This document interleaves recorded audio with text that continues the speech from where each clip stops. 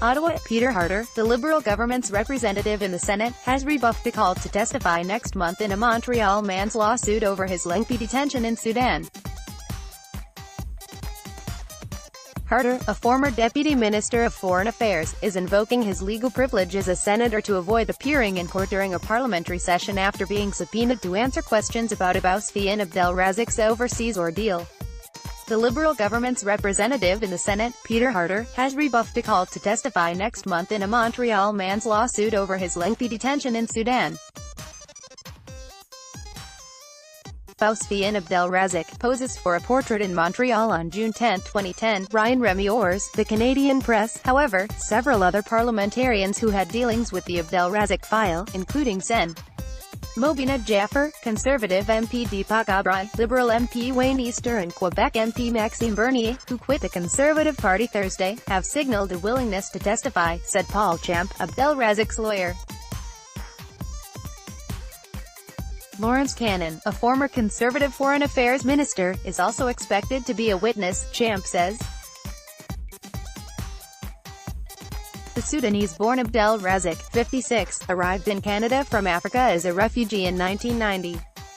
He became a Canadian citizen 5 years later.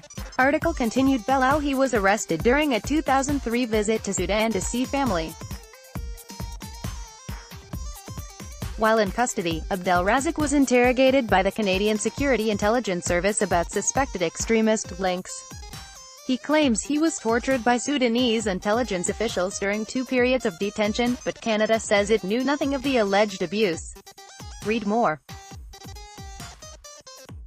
Abdelrazik case violates principle of equal citizenship. Abdelrazik, glad to be a citizen of this famous nation. Abdelrazik describes details of interrogation in Sudan. Abdelrazik denies any involvement in terrorism and is suing the Canadian government in federal court for an apology and compensation. The federal government has chosen to settle lawsuits brought by other Canadians over the federal role in their imprisonment abroad, notably Marar, Omar Khadr, Abdullah al-Malki, Ahmed el-Mati and Mayed Nureddin. Article continued. It appeared earlier this year that the long-running Abdelrazik matter might also be settled out of court. But the government abruptly cancelled mediation sessions and a trial is scheduled to begin Sept.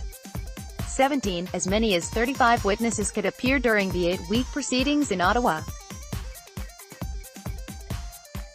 Champ contends the testimony from parliamentarians will show how elected officials were kept in the dark. Mr. Abdelrazik's trial will expose the enormous gaps in the oversight of CSIS and the extent to which the service believes it can destroy the lives of citizens with impunity. It is particularly disappointing that Harder is unwilling to tell the court what he knew about Abdelrazik's detention, Champ said.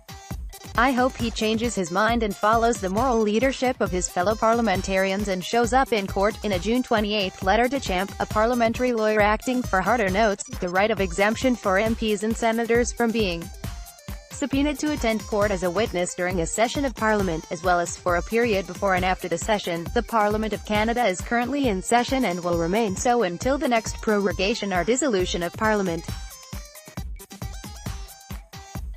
Senator Harder can therefore avail himself of the above-noted parliamentary privilege and intends to do so in this case. Days after Abdelrazik's second release from prison, in July 2006, his name turned up on a United Nations Security Council blacklist that prevented him from flying back to Canada. He was granted haven in the Canadian consulate in Khartoum, but Canada refused to issue him a travel document to fly home.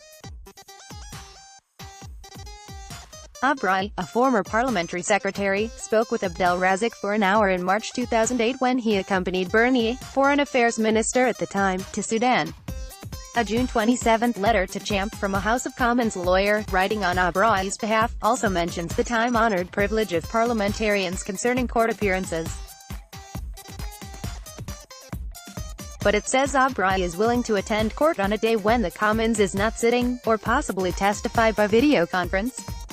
It may be able to arrange to testify in a manner so as not to impede his abilities to carry out his functions as a member of parliament and so as not to unnecessarily delay the court process. Abdelrazik returned to Montreal from Sudan in June 2009 amid a blaze of publicity about his case. That same month, a federal court judge concluded CSIS was complicit in his 2003 detention. The judge also found that, by mid-2004, Canadian authorities had determined they would not take any active steps to assist Abdelrazik's return to Canada, and would consider refusing him a passport to prevent his homecoming.